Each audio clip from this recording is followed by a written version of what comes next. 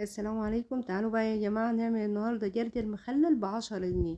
جرجر والله ما كلفنيش. ايوه، هو الجرجر ده اللي انتوا شايفينه ما كلفنيش والله العظيم اكتر من 10 جنيه، وشوية ملح وشوية خل. بس موجودين في البيت يعني.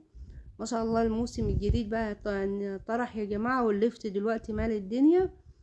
او هو دايما الحمد لله لما بينزل ما بينزلش غالي، وهو اصلا بصراحة من المخللات الجميلة اوي اللي انا بحبها جدا يعني. اللفت دي.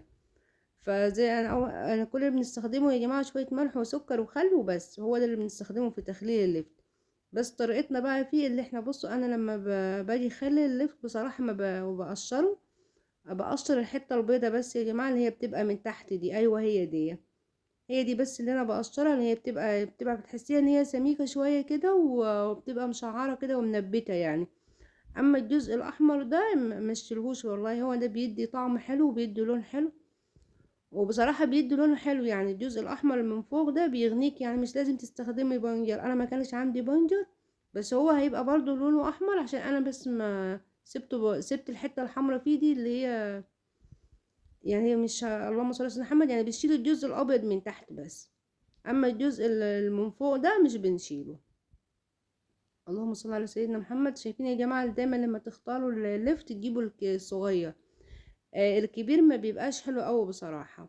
بس الحمد لله يعني انا الكيس ده كان مقفول، عشان كده كان مخلط كبير وصغير.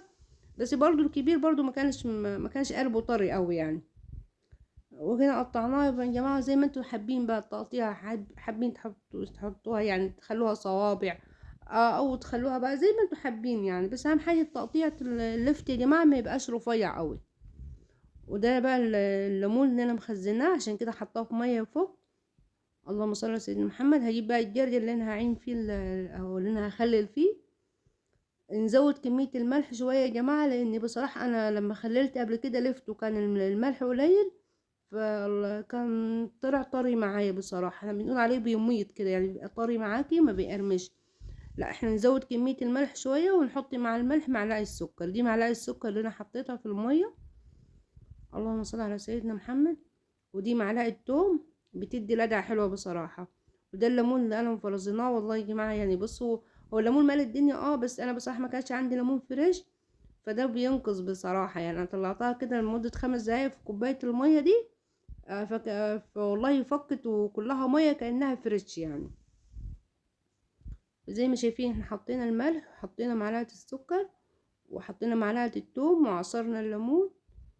اللهم صل على سيدنا محمد. هو زودوا الملح بس شوية يا جماعة، عشان بس ما ي...